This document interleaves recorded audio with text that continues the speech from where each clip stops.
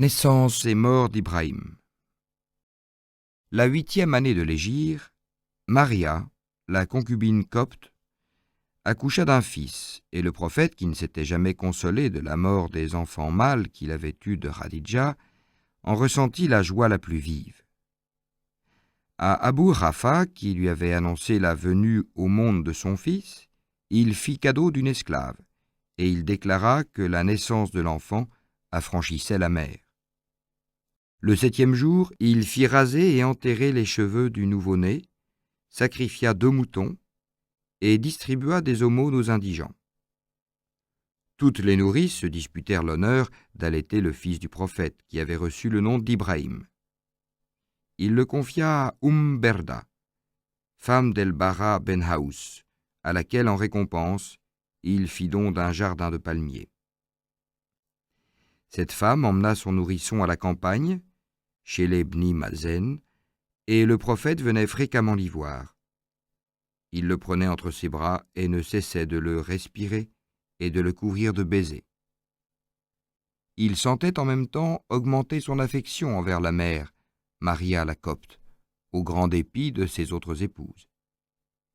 Et il lui arriva d'enfreindre ses principes de rigoureuse impartialité et d'accorder à Maria une nuit qui revenait à Hafsa, fille d'Omar. Cette dernière, indignée d'un pareil oubli de ses droits, fit à Mohammed de tels reproches qu'il promit de cesser toute relation avec son affranchie, à condition qu'elle gardât le silence. Mais l'altière Hafsa ne tint pas sa parole. Elle fit part de ses griefs à Aïcha, qui entra dans une aussi furieuse exaspération contre l'affranchie et qui, à son tour, souleva celle des autres épouses. Les scènes, les reproches et les cris remplirent toute la maison, à tel point que, renonçant au ménagement et ne voulant pas se laisser dicter la loi par ses femmes, le prophète répudia Hafsa après l'avoir sévèrement blâmée de son indiscrétion, et pendant 1 mois entier, il s'interdit tout rapport avec ses épouses. Celles-ci, quoique n'ayant plus de raison de se jalouser, n'en continuèrent pas moins leur dispute, chacune accusant sa voisine d'être la cause de l'abandon de leur époux, et toutes jurèrent de ne plus l'importuner à l'avenir. Mais Mohammed tenait fidèlement son serment. Il s'était retiré dans une chambre à laquelle on n'accédait que par un escalier en tronc de palmier, et où il n'avait pour couche qu'une natte dont les tresses rugueuses s'imprimaient dans ses chairs. Un gardien noir lui apportait ses repas et veillait inflexiblement devant sa porte interdite, même au plus cher d'entre ses compagnons. Enfin, le 29e jour, songeant à l'affliction qu'Omar, père de Hafsa, et Abou Bakr, père d'Aïcha, ressentaient de l'humiliation de leur fille, il reprit Hafsa et Aïcha, en même temps que toutes ses femmes, après avoir récité ces versets. « Si vous vous liguez contre le prophète, sachez qu'Allah est son protecteur et que Djibril, est tout juste parmi les hommes, lui prêteront assistance. Et s'il vous répudiait, son Seigneur vous remplacerait peut-être par des épouses meilleures que vous, des musulmanes résignées, des croyantes sincères, pieuses, aimant à se repentir, soumises et observant le jeûne avec rigueur. » Coran, sourate 66, versets 4-5. La joie et les espoirs qui avaient accompagné la naissance d'Ibrahim ne devaient pas être de longue durée. À l'âge de 17 mois, l'enfant rendit le dernier soupir sous les yeux de son père, qui ne put retenir un torrent de larmes. Ce que voyant et se rappelant que le prophète en cas de deuil avait interdit les lamentations et défendu de se déchirer le visage et les vêtements, Abderrahman ben Haouf lui dit : « Toi aussi, ô envoyé d'Allah ? » « Ô Ibn Aouf, lui répondit-il, les larmes sont un effet de la compassion. Elles ne sont pas interdites comme les cris et les lamentations qui sont des protestations inspirées par le démon contre les décrets de la Providence. » Puis, ses larmes recommençant à jaillir avec plus d'abondance encore, il ajouta : « Les yeux pleurent le cœur est affligé, mais nous ne proférons aucune exclamation déplaisante au Seigneur. C'est au premier choc que la véritable résignation se révèle, car plus tard, elle a le secours du temps. Ô Ibrahim, nous sommes dans une profonde tristesse causée par ta séparation, mais nous appartenons à Allah, et à lui nous devons retourner. Zahira, mère de la nourrice, lava le pauvre petit corps. El-Fadhel ben Abbas et Osama ben Zaïd le portèrent au cimetière d'El-Bakia et le descendirent dans la fosse. Et lorsque la terre eut recouvert le fils sur lequel il avait fondé tant d'espérance, le prophète pria au-dessus du minuscule tombeau et dit : « Ô mon fils, proclame, Allah est mon Seigneur, son envoyé est mon Père, et l'islam est ma religion. » À cette scène, tous les assistants furent secoués par les sanglots. Et voilà que subitement, une teinte livide recouvrit leur visage, envahissant au même instant la terre, les sables et les rochers. Le ciel d'azur prit la couleur du plomb. La lumière du soleil pâlit et s'éteignit progressivement, sans pourtant qu'aucun nuage vînt la voiler. Un frisson glacial, tel un frisson de fièvre, agita la nature tout entière, et les oiseaux se réfugièrent dans leur asile nocturne avec des cris d'effroi. Puis les derniers rayons qui éclairaient encore les objets d'une lueur blafarde et sinistre s'éteignirent, et l'obscurité se fit, en plein jour, tandis que quelques étoiles tremblotantes s'allumaient au firmament. La foule, terrifiée, ne savait où s'enfuir, et se dispersait en tous sens, dans l'attente d'effroyables cataclysmes. Mais certains, frappés de la coïncidence du phénomène avec la mort d'Ibrahim, s'écrièrent : « Ô prophète, l'œil du soleil lui-même est voilé par les larmes, et il s'est caché pour s'associer à ton deuil. » Le prophète, se raidissant contre la douleur, se redressa pour proclamer d'une voix ferme : « Non, cela n'est point. Le soleil et la lune sont deux signes de la toute-puissance d'Allah. Comme toutes les beautés de ce monde, leurs beautés doivent, à son ordre, subir leur éclipse. Mais il ne s'éclipse pour la mort d'aucun d'entre les humains. » Ghazwa ou expédition de Tabouk. Jumada de l'an 8 de l'Hégire, août 630 de l'ère chrétienne. À la journée de Mouata, les Roums nazaréens et les Arabes de Syrie avaient éprouvé à leurs dépens la valeur des guerriers d'Allah, et dans leur haine de l'islam grandissant, ils s'occupaient à rassembler, pour l'écraser, la plus terrible des armées. Le prophète l'avait appris. Il résolut de les devancer et d'attaquer. Seule sa confiance inébranlable dans la protection divine pouvait lui inspirer une semblable témérité. Combien de milliers de soldats ne devait-il point réunir pour ne pas courir à un désastre irréparable ? Or l'instant était vraiment peu propice. Une sécheresse continue avait flétri moissons et herbages. Les troupeaux étaient décimés. Une affreuse famine désolait toute la région, et la chaleur torride de la seconde moitié de l'été anéantissait toutes les énergies. Il n'y avait que la récolte des fruits savoureux de l'oasis, arrosée par des puits intarissables, qui s'annonça abondante et réparatrice.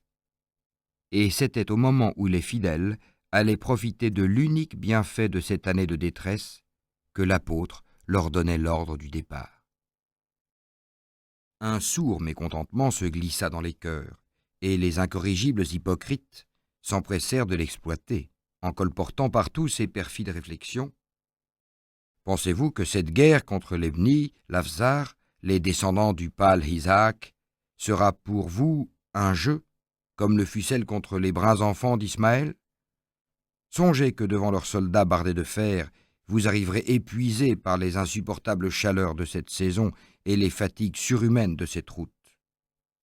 Ces raisonnements, qui eussent été logiques s'il ne se fût agi de lutter pour la cause d'Allah, commençaient à ébranler les hésitants. Quant aux convaincus, ils ne pouvaient se dissimuler les difficultés inouïes qu'ils rencontreraient à cause de la disette et de la rareté des chameaux. Par suite du manque de pâturage, la plupart d'entre ces animaux qui n'avaient pas succombé à la faim se trouvaient dans un état de dépérissement pitoyable. Toutes les circonstances étaient contraires, mais l'élu ne connaissait point d'obstacle. Les hypocrites se réunissant pour comploter dans la maison du juif Suélim, il envoya Talha ben Hobidallah brûler leurs repères. Ils ont dit « Ne partez pas en expédition par ces journées brûlantes. » Répond « Le feu de la géhenne sera bien autrement brûlant. Certes, ils riront un peu, mais ils pleureront bien davantage. » Coran, sourate 9, versets 82-83. Sans souci de sa peine, le prophète se dépensait pour montrer à ses disciples la grandeur du but à atteindre. Afin d'exciter l'intérêt général, il traitait chacun suivant les aspirations intimes de son être. S'il éveillait chez les uns le pur espoir des satisfactions célestes, convenant à leur âme éprise d'idéal, il n'interdisait pas aux autres l'espoir de satisfaction matérielle, comme celle du butin et des plaisirs terrestres. El-Djed ben Kaïs était un homme à bonne fortune. Il dit au prophète : « Tu sais que dans mon goum, il n'existe pas d'homme plus amoureux des femmes que moi. Or, je crains de ne pouvoir me contenir à la vue des charmantes filles d'Ebn al-Hasvar. Me blâmerais-tu dans ce cas ?» Le prophète évita de répondre. El-Djed interpréta ce silence comme une promesse de fermer les yeux et ne put réprimer un mouvement de joie malgré la présence de son fils. Ce dernier ayant laissé échapper un geste de désapprobation, El-Djed lui lança sa sandale au visage. Grâce à l'activité infatigable de leur chef, l'enthousiasme ne tarda pas à soulever tous les croyants.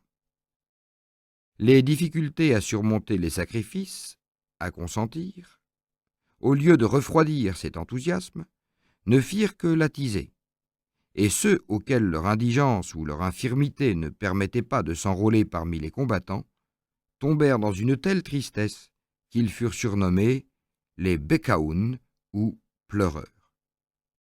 Et pourtant, ils étaient excusés par la révélation.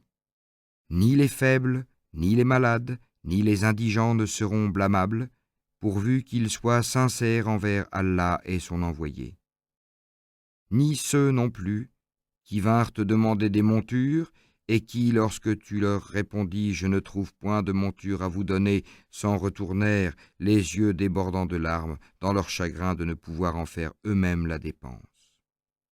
Coran, sourate 9, versets 92-93. Touché de leur désespoir, le prophète adressa un appel pressant au dévouement de tous les croyants qui, avec une admirable émulation, lui répondirent sur le champ par l'apport de sommes considérables. Abou Bakr mit à la disposition du prophète sa fortune tout entière. Othman ben Affan fournit les armes et les vivres de 10 000 guerriers. Tous rivalisèrent de générosité, et les femmes se dépouillèrent de leurs plus précieux bijoux. Bientôt, l'armée d'expédition fut organisée. Elle s'élevait au chiffre de 30 à 40 000 hommes, chiffre inconnu jusqu'alors en Arabie.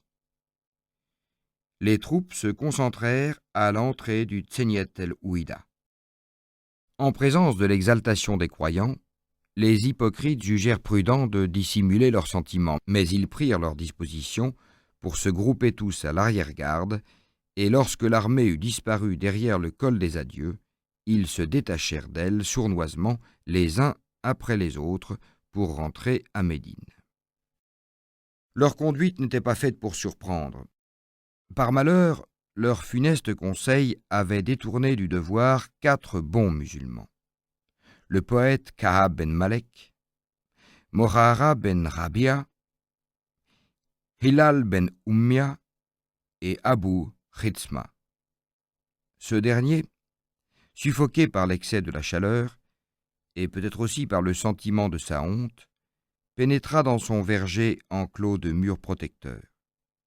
Là, sous les palmes entrecroisées et les pampres qui, de dattier à dattier, allongeaient leurs lianes serpentines surchargées de grappes vermeilles, s'élevaient 2 abris, construits en troncs et en feuilles de palmier, et tellement impénétrables aux rayons du soleil que l'ombre y semblait être celle de la nuit. Et pour compléter la ressemblance, les ténèbres mystérieuses de chacun de ces abris étaient illuminées par le visage d'une jeune femme dont l'éclat était celui de la lune dans la plénitude de sa 14e nuit. Aussi prévenante que belle, ces aimantes épouses avaient soigneusement arrosé le sol sablonneux qui dégageait une exquise senteur parfumée. Elles avaient ingénieusement suspendu, dans des passages d'air, des outres suintantes dont l'eau fraîche à l'égal de la neige, et préparé des mets raffinés dont l'arôme eût suffi pour exciter le plus rebelle appétit. Abou Ritsma, tout ruisselant de sueur, tout poudré de sable, éprouva, à la vue de ces préparatifs, une sensation d'édénique bien-être, à laquelle il allait s'abandonner en s'allongeant paresseusement sur de moelleux tapis, lorsque tout à coup, l'ombre au reflet d'émeraude qui baignait doucement ses regards fut sillonnée par une vision fulgurante. Dans une morne et fauve étendue sans limite, sous l'azur profond d'un ciel sans nuages, sous les morsures intolérables d'un soleil sans pitié, cheminait péniblement une longue file d'êtres humains paraissant et disparaissant au milieu de vagues jaunâtres, formées de sable ou de rochers. Ces êtres humains, il les reconnaissait, c'étaient ses frères de l'islam, et à leur tête, c'était l'élu d'Allah. Le prophète en expédition sous le ciel de feu, et Abou Ritsma au repos, sous cette ombre fraîche avec de l'eau fraîche et 2 fraîches beautés. Non, cela ne saurait être, s'écria-t-il. Et s'adressant à ses épouses, « Par Allah, je n'entrerai sous l'abri d'aucune d'entre vous, je rejoins le prophète. Allez vite préparer mes provisions de voyage. » Elles obéirent, et lui, détachant sa monture alors occupée à tirer l'eau d'une noria, il la scella, puis décrochant son épée, sa lance et son bouclier, il abandonna sans un regard en arrière, ombre fraîche, eau fraîche et fraîche beauté, pour se lancer dans l'infernal désert sur les traces de l'armée qu'il rejoignit à Tabouk. Cependant, après avoir remonté l'Ouadil Khora, large vallée où les taches vertes des oasis encerclant maints villages ou châteaux forts tranchaient encore gaiement sur la couleur de l'aride paysage, l'expédition était arrivée aux confins du désert brûlant qui entoure Hijr ou Median Saleh, le pays des Tsamoud. La vue de cette région inhospitalière resserra le cœur des croyants. Avec Sahara, ou terre brûlante, crevassée, ravagée par les flammes célestes qui lui imprimèrent la teinte lugubre de cendres et de charbon qui la distingue, elle offrait à leurs yeux la plus saisissante image d'une contrée maudite par le Tout-Puissant. Le pays des Tsamoud. En des temps très reculés, les Tsamoud idolâtres et débauchés, orgueilleux de la prospérité de leurs 7 villes et de la solidité de leurs demeures, taillées en plein roc, avaient accueilli par des risées le prophète Saleh, envoyé par Dieu pour les ramener dans le droit chemin. Afin de leur prouver la vérité de sa mission, celui-ci avait imploré du Très-Haut le secours d'un miracle. Aussitôt, une roche s'était fendue, avec un mugissement comparable à celui des vagues de l'océan, et avait enfanté une chamelle miraculeuse, gigantesque, prodigieusement velue, et grosse de 10 mois, qui à son tour mit bas un chamelon déjà sevré, et lui ressemblant parfaitement. Les miracles furent presque toujours impuissants à convertir les pécheurs endurcis, et celui-ci n'eut pour résultat qu'une recrudescence de perversité chez les Tsamoud. Pour témoigner du peu de cas qu'il faisait d'un tel miracle, ces impies résolurent de le supprimer. Ils barbelèrent de lames acérées les 2 parois verticales d'un étroit défilé par lequel la chamelle passait chaque matin pour aller paître dans la plaine. Et le soir, lorsque, pour rentrer avec son chamelon, elle s'y précipita, elle s'y déchira cruellement les flancs. Pantelante, la pauvre bête poussa des gémissements dont les échos, dit-on, retentissent encore parfois de nos jours, et tomba pour expirer à la bouche du défilé qui prit le nom de Mébrek en Naga, endroit où s'abattit la chamelle. Quant au chamelon, les flancs également ensanglantés, il alla mourir un peu plus loin à l'endroit surnommé El Hawira, ou le chamelon, et remarquable par un rocher qui copia fidèlement la forme de ce jeune animal. Saleh, comprenant, après un tel sacrilège, combien ses efforts étaient vains, appela sur la tête des Tsamoud la malédiction de Dieu, dont le châtiment ne se fit pas attendre. Ils taillaient dans le roc des demeures où ils se croyaient à l'abri. Dans leur orgueil, ils se rebellèrent contre les ordres de leur Seigneur, et le feu du ciel les emporta. Ils le voyaient approcher, et ils ne pouvaient se soutenir sur leurs jambes, ni espérer de secours. En vérité, nous envoyâmes contre eux un seul cri de l'ange, et ils devinrent comme les brins de plantes sèches arrachés pour la construction d'un enclos. Coran, sourate 15, verset 82, sourate 51, verset 44-45, sourate 54, verset 31. Depuis que le châtiment céleste avait anéanti ses habitants, le pays des Tsamoud était resté désert. Seules les demeures de ces impies avaient subsisté. Elles subsistent encore. Leurs portes béantes ressemblent, sous les sourcils de leurs frontons, à des prunelles d'yeux fantastiques, agrandis par l'épouvante du formidable spectacle dont ils furent les témoins. Et les crevasses qui balafrent leurs murs paraissent autant de bouches convulsées par la frayeur et criant aux humains qui ont l'audace de s'aventurer dans ce domaine de la désolation, « Admirez dans notre exemple la vanité de l'orgueil humain et l'inanité de ses entreprises. Au prix de quels efforts nos maîtres ne nous avaient-ils pas creusés dans le cœur de la roche, puis agrémentés de sveltes colonnes et de gracieuses sculptures? Réfugiés dans notre sein, plus fermes que l'airain, n'avaient-ils pas le droit de compter sur la plus parfaite sécurité? Les insensés, leurs mains crispées avaient beau s'accrocher désespérément aux angles de nos murailles, le souffle de la colère divine passa sur eux et ils disparurent à jamais. Nous-mêmes, nous tremblions follement sur nos bases, tels les membres d'un fiévreux dont les dents s'entrechoquent avec fracas. Et si nous fûmes épargnés, ce ne fut que pour servir de leçon aux voyageurs qui s'égareront dans nos tristes parages. Quand l'armée des croyants s'engagea au milieu des blocs de rochers aux formes bizarres, émergeant comme des récifs d'un océan de sable et montrant dans leurs parois lisses les sombres ouvertures des demeures des Tsamoud, le prophète recouvrit son visage d'une aile de son manteau, afin d'éviter la vue de ces vestiges de l'impiété. Il voila sa bouche et ses narines, pour ne point respirer l'air impur qui s'exhalait de ses ruines, et poussa sa monture afin de s'en éloigner au plus vite. Dans la crainte qu'une irrésistible curiosité n'entraînât les soldats de l'islam, il leur recommanda : « Si vous pénétrez dans ces repères des impies, ne le faites que les yeux remplis de larmes au souvenir de leur triste sort. » Il savait qu'avec de pareilles larmes, versées sur de pareils souvenirs, les attraits de la curiosité seraient dominés par la crainte du Tout-Puissant.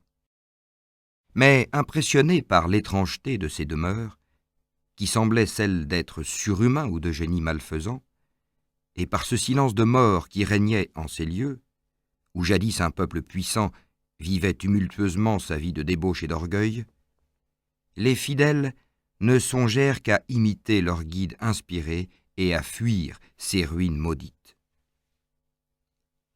Ils étaient d'ailleurs pressés par la soif, et lorsque, au milieu de la plaine sablonneuse, leur apparut le fameux puits des Tsamoud, auquel venait s'abreuver la chamelle miraculeuse, ils se dispersèrent dans le plus grand désordre, cherchant à se devancer les uns des autres, pour s'y désaltérer les premiers.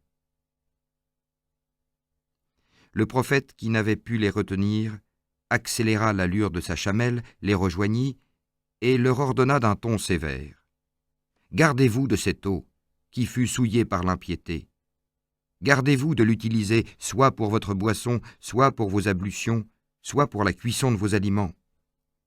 Que ceux qui en ont bu la vomissent, que ceux qui ont pétri avec elle du haïs jettent ce haïs en pâture à leurs chameaux. Que ceux qui l'ont employé à la cuisson de leurs aliments renversent à terre ces aliments sans y toucher. » Puis, pour couper court à toute tentation, sans tenir compte ni de la fatigue ni de la soif de ses troupes, il commanda la reprise de la marche en avant. Le visage toujours voilé sous l'aile de son manteau, le prophète aveuglément suivi et obéi de ses soldats, auxquels la déception et la souffrance n'avaient pas arraché le plus faible murmure, ne tarda pas à atteindre la bouche de l'étroit et fantastique défilé du Mebrek en-Naga. Bordé de chaque côté par des falaises hautes de 150 à 200 coudées, ce sombre défilé produisait la plus sinistre impression. Les fidèles sentaient leur poitrine se rétrécir, comme écrasés contre les parois vertigineuses qui les dominaient. Ils redoutaient surtout d'entendre résonner les échos des gémissements de la chamelle miraculeuse éventrée, car dans ce cas, nulle force humaine n'eût pu dompter la folle terreur qui se fût emparée de leur monture. Se débarrassant par des bonds désordonnés de leurs conducteurs et de leurs chargements d'armes et de vivres, tous les chameaux se seraient enfuis et, après avoir renversé, piétiné ceux qui auraient tenté de les arrêter, ils les auraient abandonnés au milieu du plus effroyable des déserts. Les moindres bruits, amplifiés par les échos sonores de la falaise, les faisaient tressaillir. Ils observaient le silence le plus absolu, ne songeant qu'à presser l'allure des chameaux. Enfin, le lugubre couloir fut franchi, la respiration reprit son cours régulier dans toutes les poitrines, et un espace vide, favorable au campement, s'offrit à leurs regards. Lorsque les croyants eurent achevé l'installation de leur camp, le prophète les avertit que pendant la nuit soufflerait une violente tempête, et il leur recommanda expressément que ceux qui possèdent des montures les entravent solidement, et que nul ne sorte sans s'être assuré d'un compagnon. Ils avaient à peine vérifié les entraves de leurs bêtes que la prédiction du prophète commença à se réaliser.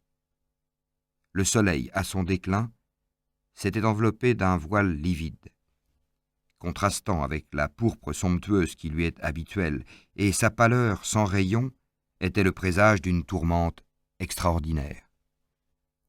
Soudain, un rideau brunâtre s'élança de l'horizon pour entraîner l'astre dans ses mouvants replis, et l'obscurité de la nuit montante prit la teinte du goudron. Les ténèbres s'épaissirent, au point que chacun pouvait se croire atteint de cécité.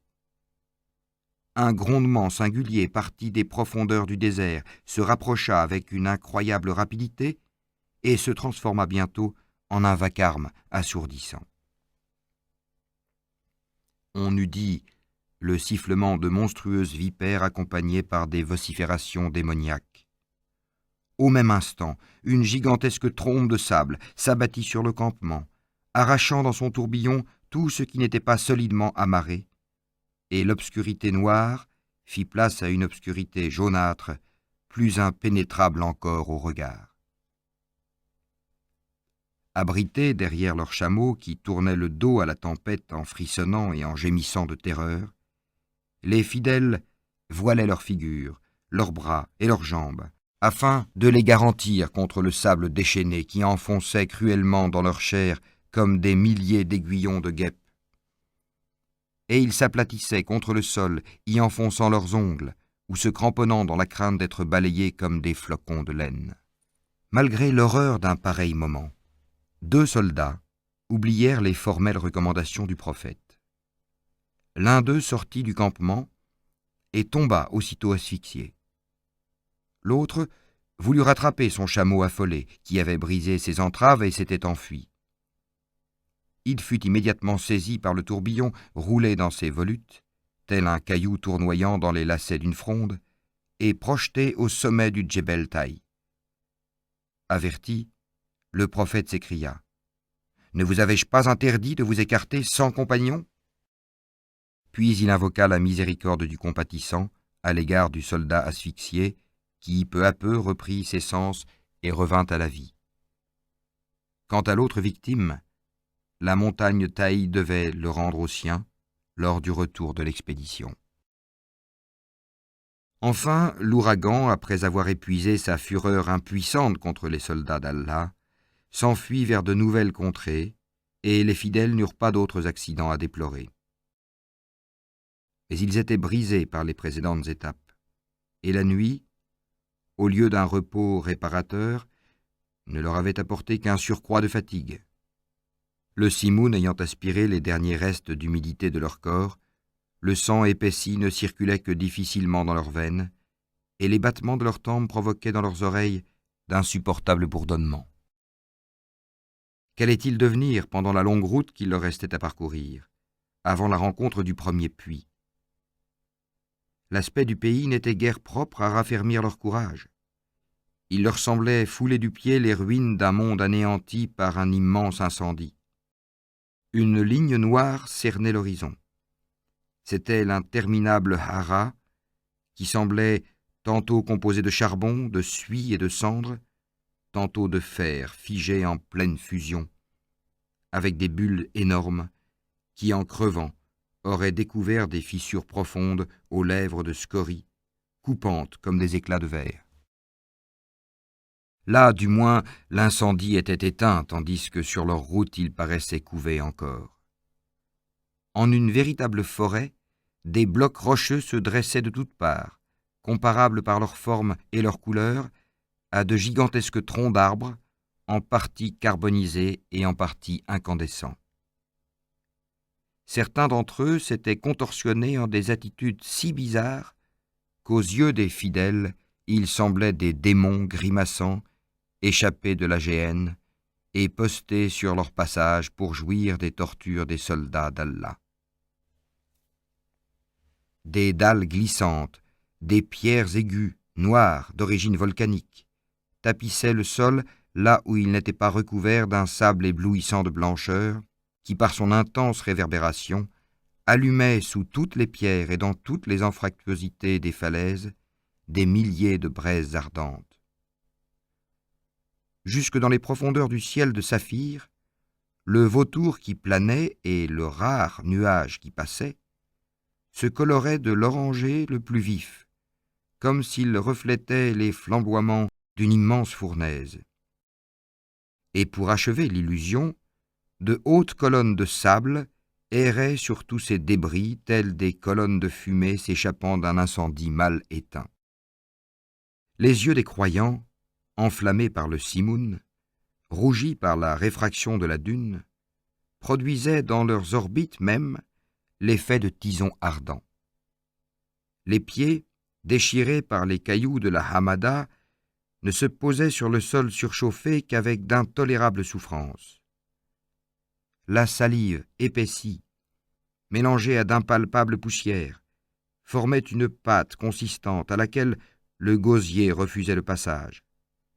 La peau, tendue comme celle des tambourins, résonnait au moindre choc, éclatait en larges sillons, et les lèvres crevassées étaient devenues incapables de parler. Certains d'entre les soldats étaient la proie du délire, causé par la soif et précurseur de mort. Pour les rappeler à la vie, leurs compagnons n'eurent d'autre ressource que de leur faire absorber le liquide obtenu en pressurant l'estomac des chameaux égorgés et d'en appliquer les résidus encore humides sur leur poitrine desséchée. Le prophète souffrait des souffrances de chacun de ses disciples, mais à aucun moment sa confiance ne fut ébranlée. il savait que si Allah se plaît souvent à éprouver ses serviteurs, jamais il ne les abandonne, et il ne cessait de l'implorer. L'interminable journée, le soleil, comme retenu au ciel par d'invisibles liens, se décida enfin à descendre vers la terre. Ainsi que la veille, il se voila. Son disque rubescent fut englouti par le nuage sombre qui le guettait à l'horizon, et qui, s'élevant vers le zénith, étendit au-dessus du campement une coupole d'ébène, toute frangée de stalactites aux reflets de cuivre. Bientôt, une série d'éclairs, s'élançant avec fureur contre les parois de cette coupole, la brisèrent en 1000 fragments, d'entre lesquels s'échappèrent de larges gouttes d'eau, de plus en plus pressées, puis de torrentielles averses. Quelle sensation d'inexprimable bien-être ressentirent les croyants lorsque cette pluie bénie, traversant leurs vêtements, rafraîchit leurs membres endoloris. Ils coururent aussitôt se désaltérer aux nombreuses mares que les eaux du ciel, roulant en cascade sur les pentes dénudées, formaient dans chaque dépression du sol. Ainsi réconfortés et réapprovisionnés d'eau, les croyants supportèrent allègrement la fatigue des étapes suivantes, et ils sortirent enfin, sains et saufs, de cette région maudite. Arrivée et séjour du prophète à Tabouk. Une vaste plaine de sables étincelants, rayée par une mince ligne d'un beau bleu de Pan, s'offrit alors au regard du prophète et de ses soldats. Cette ligne, qui devint le but de leurs efforts, ne tarda pas à se créneler, et enfin apparurent, nettement découpées sur le ciel de turquoise, les fines aigrettes des palmiers qui la composaient. C'était l'oasis de Tabouk. Comment décrire la joie de ceux qui, après avoir enduré les angoisses de la soif, arrivent enfin à une oasis de dattiers? Comment rendre le plaisir avec lequel, après s'être désaltérés et ablutionnés, ils contemplent l'eau cristalline clapotant dans les séguias et la satisfaction avec laquelle ils s'étendent à l'ombre légère des palmes? Ceci est une tâche au-dessus des moyens du calame. Les soldats du prophète avaient accompli le plus fort de leur tâche. Ils avaient triomphé des obstacles que leur opposait la nature, et ils considéraient désormais avec un mépris profond ceux que pourraient leur opposer les armes des infidèles. D'ailleurs, grâce à la rapidité fantastique avec laquelle les nouvelles se propagent à travers les déserts, leur arrivée à Tabouk fut bientôt connue des Roums nazaréens et des Arabes syriens qui s'étaient coalisés pour les combattre. En quelle stupeur furent plongés ces ennemis d'Allah! Ils étaient tellement persuadés que si le prophète mettait à exécution son projet téméraire en pareille saison, les ossements de toute son armée joncheraient les solitudes du Hedjaz. Aussi, malgré l'énorme supériorité de leur nombre, jugèrent-ils que toute lutte contre 40 000 croyants qui venaient d'accomplir ce prodigieux exploit serait une folie et se terminerait pour eux par un désastre sans nom. La discorde brisa les rangs de leur innombrable armée, et chacun des partis qui la constituaient s'enfuit vers son pays sans avoir osé affronter le prophète. Cette débandade lamentable des alliés fut aussi profitable au prestige de l'islam que la plus éclatante victoire. Et si Mohammed n'eût été retenu par la nécessité d'achever sa mission au Hedjaz, avant toute autre entreprise, il eût pu pénétrer jusqu'au cœur de la Palestine, presque sans coup férir. Installé à Tabouk, il reçut d'ailleurs la soumission empressée des seigneurs arabes, qui accoururent en masse, non seulement des environs, mais aussi de régions éloignées telles que le Sinaï et la Syrie. Seul l'orgueilleux prince de Djoumet el-Jendal, ville importante située sur les confins du Néfoud, désert de sable rouge, ayant refusé de se soumettre, le prophète envoya contre lui le terrible Khaled, qui le mit immédiatement à la raison. Pendant les quelques semaines de repos qu'il accorda à son armée, Mohammed s'occupa sans relâche d'organiser le pays et d'instruire les nouveaux convertis. un seul événement vint l'attrister dans son succès. La mort d'un de ses plus dévoués compagnons, surnommé Zun Jadin, l'homme aux deux baudriers. Pour témoigner à tous de l'estime dans laquelle il tenait ce parfait musulman, il voulut de ses nobles mains aider le fossoyeur à descendre le corps dans la tombe, si bien que Ibn Messaoud, un des assistants jaloux d'un pareil honneur, s'écria « Ah, que ne suis-je l'habitant de ce tombeau !» Retour du prophète à Médine. Le retour s'accomplit sans événement digne d'être relaté. La saison des chaleurs étant passée, l'armée n'eut plus à souffrir de la soif, et dès les premiers jours du mois de Ramadan, elle fit sa rentrée dans Médine. Perfide goum des hypocrites, en un pareil moment, au milieu des acclamations qui saluaient le retour des énergiques soldats, vous ne saviez où cacher votre honte. En vain, pour excuser votre vilainie, vous invoquiez les plus spécieux prétextes. L'apôtre ne daigna même pas vous honorer de son ressentiment. Il le réservait à ces 3 Ansars que vous aviez détournés de leur devoir. Malgré leur humilité repentante, il prononça contre eux la plus dure des condamnations, en interdisant aux croyants tout rapport avec eux. Pendant 50 jours, les coupables se trouvèrent complètement isolés de la société des fidèles, qui les fuyait à l'égal de pestiférés.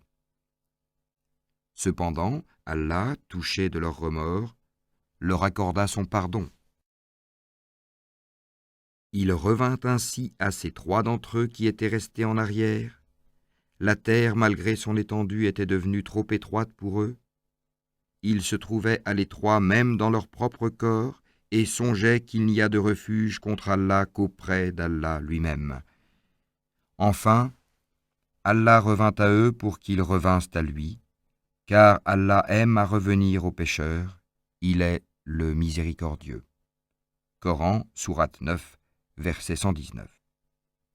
La Ghazwa de Tabouk fut la dernière des expéditions dirigées par le prophète. Pour achever la conquête de l'Arabie, il se contenta dès lors d'envoyer ses lieutenants accomplir un certain nombre de sérias ou expéditions, qui furent couronnées d'un plein succès, mais qu'il serait trop long de relater ici.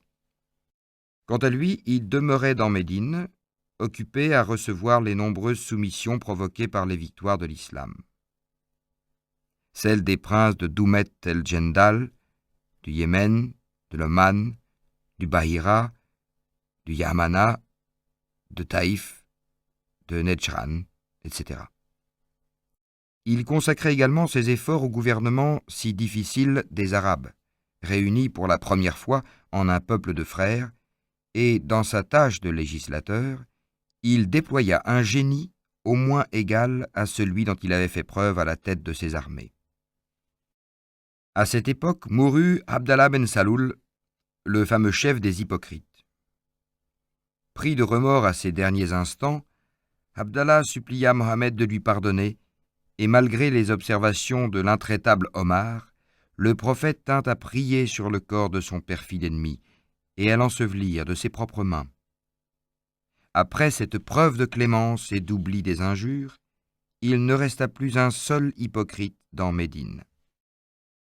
À son tour, Ka'ab ben Zohair, qui avait passé son existence à composer des satires virulentes contre le prophète, vint se convertir entre ses mains et lui réciter un poème qu'il avait composé en son honneur. Lorsque Ka'ab fut arrivé au 51e vers, l'envoyé d'Allah est une épée dont le flamboiement éclaire les humains, une épée de l'Inde, une épée qu'Allah dégaina. Mohammed lui accorda son pardon et lui jeta en présent son manteau sur les épaules. Après le retour de ses lieutenants victorieux, le prophète expédia des missionnaires dans les tribus nouvellement converties, afin de les empêcher de s'égarer par l'introduction dans la religion de quelques-unes de leurs superstitions passées. L'un des principaux d'entre ces missionnaires fut Mu'adh ben Jabal, qui devait se rendre au Yémen.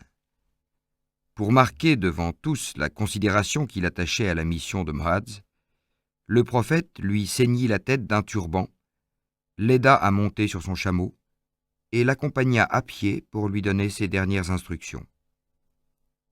Confus, Moaz voulut mettre pied à terre, mais Mohammed l'en empêcha. « Reste sur ta monture, ô sincère ami, lui dit-il. J'accomplis l'ordre du ciel et je satisfais mon cœur. Il est nécessaire que l'homme investi d'importantes fonctions soit honoré. Ah, si j'espérais te revoir, j'abrégerais cet entretien, mais il est probable que je te parle pour la dernière fois. » Et ils se séparèrent, tout émus, et ils ne devaient plus se rencontrer en ce monde. Au mois de Dzul-Qaada, l'apôtre, toujours préoccupé de l'importance religieuse et politique du pèlerinage de la Mecque, envoya Abu Bakr l'accomplir à la tête de 300 musulmans. Abu Bakr était à peine arrivé à Dzul Khalifa que fut révélée la sourate d'El-Barat. Ô vous qui croyez, sachez que les associateurs, c'est-à-dire ceux qui, en quoi que ce soit, associent à Allah l'unique d'autres divinités ou personnes, sont en état d'impureté. Cette année expirée, ils ne devront plus s'approcher de l'oratoire sacré de la Mecque. Coran, sourate 9, verset 28. Cette sourate, la seule du Coran qui ne commence pas par ces mots « Au nom d'Allah, le clément, le miséricordieux », était, au point de vue du pèlerinage, d'une importance capitale.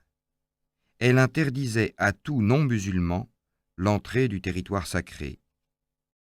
Et aujourd'hui encore, cette interdiction rigoureusement observée y préserve les pèlerins de l'islam de l'espionnage des ennemis et de l'inconvenante curiosité des étrangers. C'était également le dernier coup porté à l'idolâtrie chez les Arabes qui ne pouvaient plus venir à la Mecque s'ils n'avaient renié leurs idoles. Aussi le prophète chargea-t-il Ali de rejoindre au plus vite la caravane des pèlerins et de réciter l'impérative sourate aux fidèles rassemblés après les sacrifices dans la vallée de Mina. Le pèlerinage des adieux, Dzul-Hadja de l'an 10 de l'Hégire, en mars 632 de l'ère chrétienne. L'année suivante, le prophète voulut conduire en personne le pèlerinage à la Mecque. Depuis l'Hégire, il n'avait accompli que l'Oura, ou visite pieuse, alors que la Mecque n'était pas encore musulmane. Or, le Hajj el-Akbar, ou grand pèlerinage, qui impose, outre la visite au temple sacré d'Allah, la visite à la montagne d'Arafat ou de la reconnaissance, ainsi nommée parce que nos premiers parents, Adam et Ève, s'y retrouvèrent après leur expulsion du paradis, est une des 5 prescriptions fondamentales de l'islam. Mohammed désirait aussi revoir une dernière fois sa patrie, ayant le pressentiment de sa fin prochaine, car il se sentait sourdement miné par les restes du poison demeuré dans ses veines. Il annonça solennellement son projet. L'idée de voir l'apôtre d'Allah et d'accomplir le pèlerinage avec lui souleva d'enthousiasme toute l'Arabie, et le nombre des pèlerins l'accompagnant depuis Médine, ou l'ayant rejoint en route, s'éleva au chiffre de 100 000 environ. À Dzul Khalifa, les fidèles, à l'exemple du prophète, se constituèrent dans l'état de l'ihram, décrit au chapitre d'El-Hudaybiyah, et revêtirent le vêtement appelé également ihram, et composé de 2 étoffes sans couture et exemptes de couleurs pouvant déteindre sur la peau. L'une de ces étoffes ceint les reins et l'autre la poitrine. La tête, les bras et les jambes demeurent nus. Après le prophète et en chœur, les pèlerins proclamèrent la Telbia. « Me voici tout à toi, ô Allah, tu n'as point d'associé, à toi appartiennent la louange, la grâce et la puissance. » La route fut marquée par 2 incidents de médiocre importance que nous signalerons cependant parce qu'ils indiquent l'obligation pour le pèlerin de maîtriser tout mouvement d'impatience ou de colère. Le chameau de Safia, une des épouses du prophète, était lent d'allure, lourdement chargé, et il s'attardait derrière la caravane malgré les efforts de son conducteur. Le chameau d'Aïcha étant rapide d'allure et légèrement chargé, Mohammed, après avoir cherché à persuader celle qui le montait, ordonna de changer l'un contre l'autre les chargements des deux animaux. Mais cela déplut à Aïcha qui, furieuse, s'écria « Tu prétends être un prophète, alors pourquoi n'agis-tu pas avec justice ?» Elle avait à peine prononcé ces paroles que Abu Bakr, son père, la souffleta, et comme Mohammed l'en blâmait, « N'as-tu pas entendu ces paroles ?» lui répondit-il. « Si, mais il faut l'excuser. L'essence de la femme est d'être jalouse, et lorsque la jalousie la domine, elle est incapable de distinguer dans quel sens se dirige le courant d'un ouadi. » À l'arrivée au campement d'El-Harj, manquait le chameau qui portait les provisions du prophète et celles d'Abou Bakr. Ce dernier s'en prit au chamelier. « Comment, tu n'avais qu'un chameau à conduire et tu l'as égaré ?» Et sous l'empire d'une violente colère, il lui donna des coups de fouet. « Admirez, dit ironiquement le prophète, la conduite de cet homme en état de ihram. Allons, calme-toi, ô Abou Bakr, et sois assuré que ton serviteur n'avait qu'un désir, celui de ne pas égarer ton chameau. » Le chemin suivi fut le même que celui de l'Omra. Le prophète entra à la Mecque en plein jour et fit agenouiller sa chamelle devant la porte de l'enceinte sacrée, appelée la porte du salut.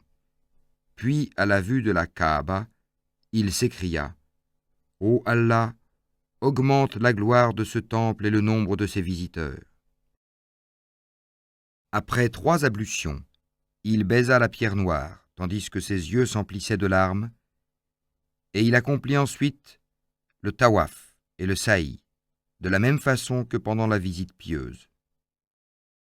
Le 8e jour du mois de Dzul-Hajjah, il se rendit dans la vallée de Mina, où il se fit dresser une tente de laine. Il y récita les prières de l'après-midi, du coucher du soleil et de la tombée de la nuit. Le lendemain, après la prière du Fajr, il remonta sur sa chamelle Qaswa pour gagner le Djebel Arafat. Et l'innombrable foule s'étant amassée sur les flancs rocheux de la montagne ainsi que dans la plaine et les ravins environnants, le prophète prêcha du haut de sa monture, qu'il avait conduite et arrêtée au sommet.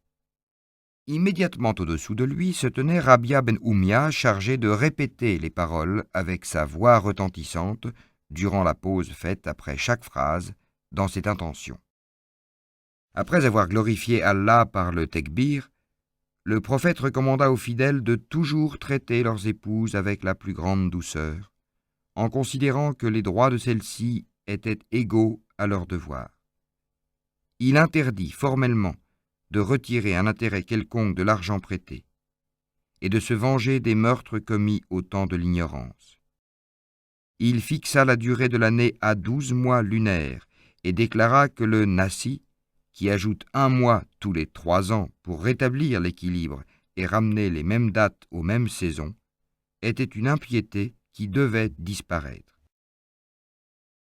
Puis il termina en s'écriant « Ô croyants, entre vous, votre sang et vos biens doivent être choses sacrées, de même que ce jour est sacré et que ce territoire est sacré. Ô croyants, retenez bien mes paroles, car j'ignore si jamais je me retrouverai avec vous en ces lieux après ce jour.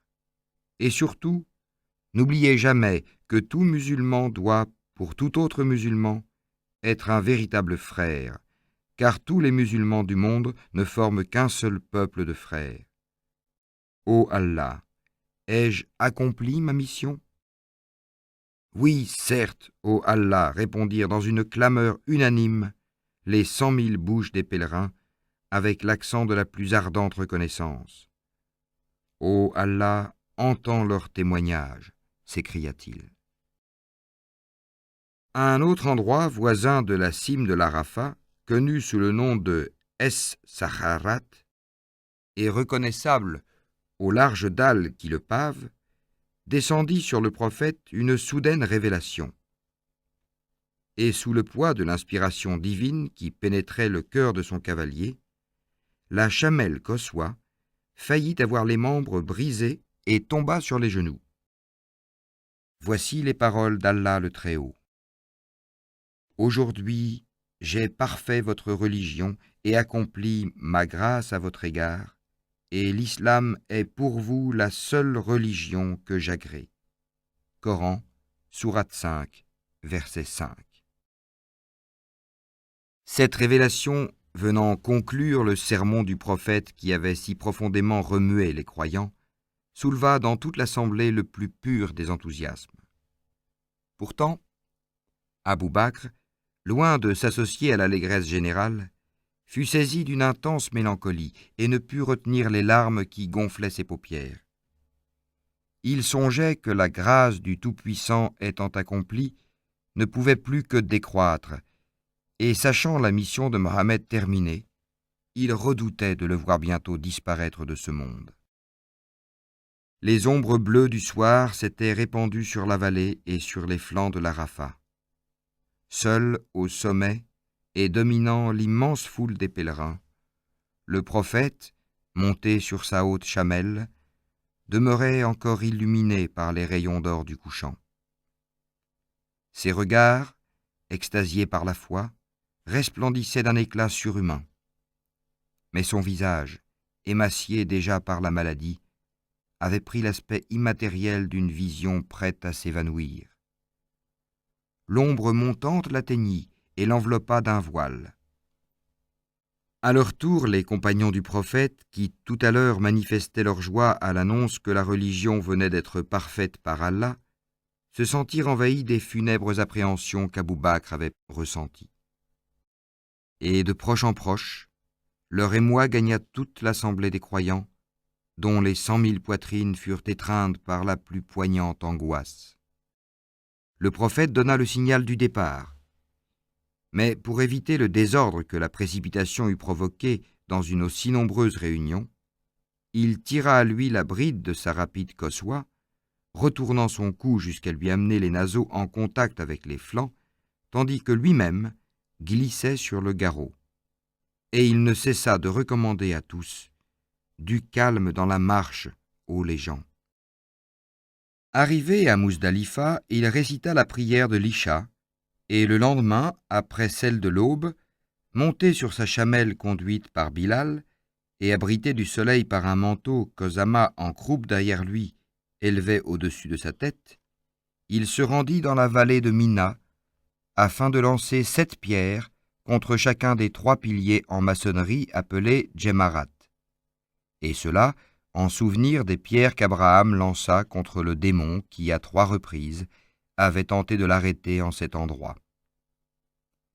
Ensuite, en reconnaissance des 63 années d'existence que lui avait accordé le Créateur, il affranchit 63 esclaves et immola de sa main 63 chameaux, dont il chargea Ali de partager la chair et les peaux entre les pèlerins.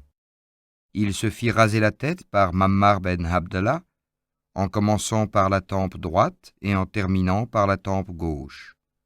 Enfin, après avoir de nouveau accompli le tawaf autour de la Kaaba et bu une dernière fois de l'eau de Zemzem dans un vase que lui tendit le Sikaï, son oncle Abbas, il reprit le chemin de Médine. Tel fut ce pèlerinage surnommé le pèlerinage des adieux, qui émut si profondément tous les croyants en leur apprenant que la mission de Mohammed était terminée. Ce pèlerinage sert de modèle à tous les pèlerinages qui, depuis 13 siècles, amènent annuellement en ces lieux sacrés 150 à 200 000 pèlerins accourus de tous les points de l'univers. Tout pèlerinage, quelle que soit la religion à laquelle il appartient, excite par la foi qui illumine tous les visages une indicible émotion à laquelle le plus sceptique des spectateurs peut difficilement se soustraire.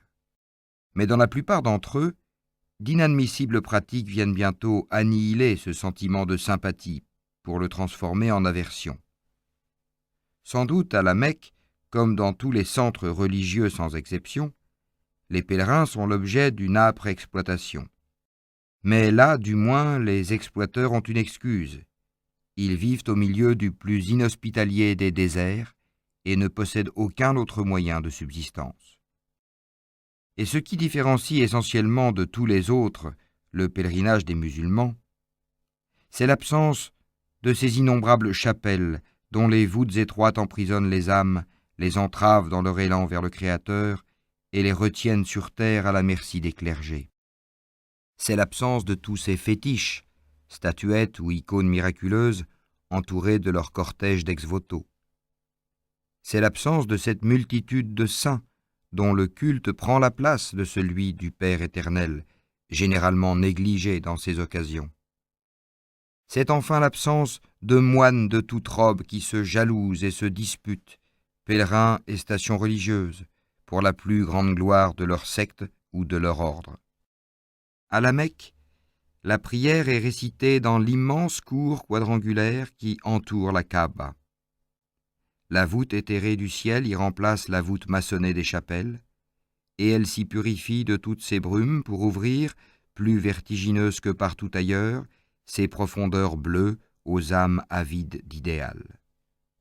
À la Mecque, nul n'est adoré si ce n'est Allah l'unique, et les pèlerins n'y recherchent les souvenirs d'Abraham et de Mohammed que pour fortifier, d'après l'exemple du prophète, la ferveur de leur foi. Jamais ils ne prient ces prophètes à la façon dont les chrétiens prient leurs saints. Au contraire, ils prient Allah pour eux. Les portes de l'enceinte de la Kaaba sont ouvertes jour et nuit. Aussitôt arrivé à la Mecque, le pèlerin s'y empresse. À l'apparition du temple voilé de noir auquel il ne cessait de songer durant les rudes épreuves de la route, au milieu des sables soulevés ou des vagues déchaînées par la tempête, il est saisi d'une émotion telle qu'il voudrait que son âme lui fût ravie en ces instants de surhumaine extase. C'est avec des sanglots, la poitrine convulsivement agitée par le remords, le visage bouleversé par la honte, qu'il s'approche de la pierre noire pour la baiser, en s'écriant « Ô Allah, pardonne-moi mes péchés, soulage ma poitrine de leur fardeau, et purifie mon cœur, ô toi le plus clément des miséricordieux. » Lorsque l'heure de la prière est criée par les muezzins, l'énorme cour quadrangulaire est envahie d'une véritable mer de croyants, dont les flots pressés ne laissent entre leurs rangs que l'espace nécessaire à la prosternation. À l'un des tekbirs de l'imam, répété en un immense soupir qui s'échappe simultanément de toutes les poitrines, un mouvement de houle passe sur tous les fidèles et courbe toutes les têtes, telles des vagues qui déferlent.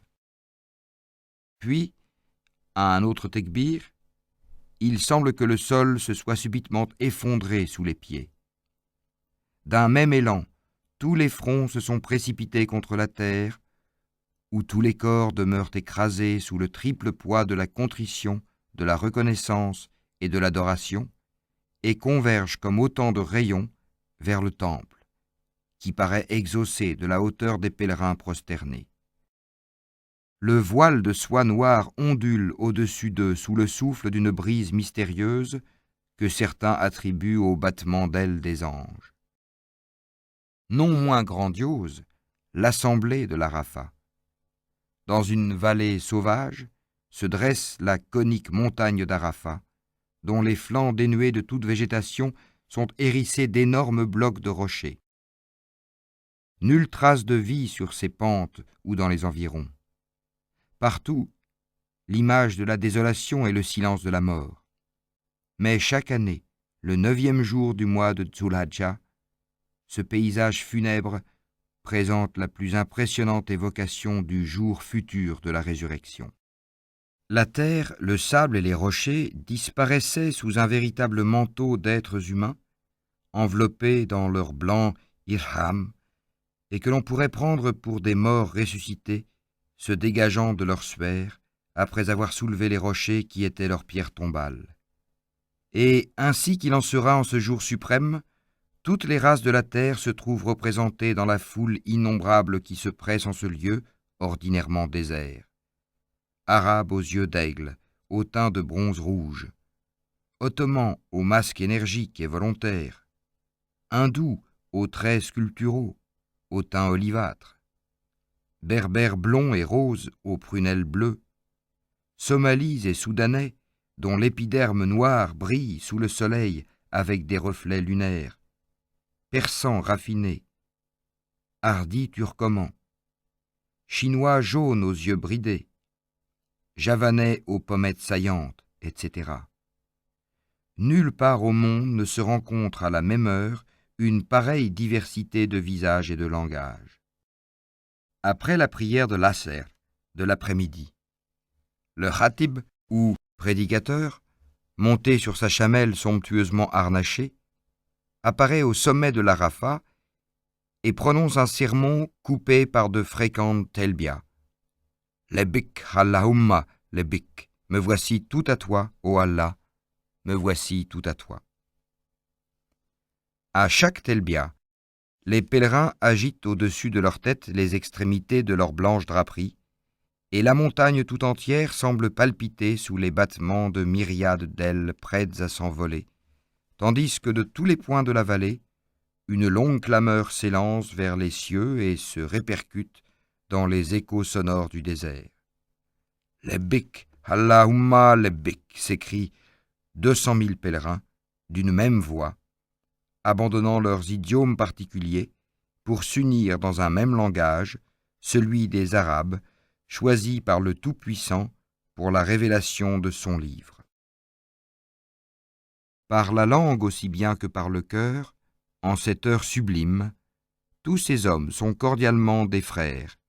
Ils ont oublié toutes leurs distinctions de race, de rang ou de caste, toutes leurs dissensions politiques ou religieuses.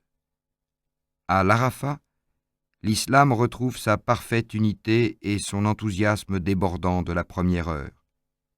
Quel réconfort pour panser les blessures reçues par certains de ses membres. Le prophète a dit : les musulmans sont comme un seul corps. La douleur d'un de ses membres provoque dans le corps tout entier la fièvre et l'insomnie. À l'Arafat, l'islam n'a rien à redouter de l'espionnage de ses ennemis. Il peut réparer ses pertes et préparer son avenir. Malgré ses désastres, il est plus vivant qu'il ne le fut jamais. Telle est l'impression que chacun des assistants rapportera dans son pays de cet inoubliable jour, en même temps que le titre si envié de Hajj, c'est-à-dire de pèlerin au saint lieu.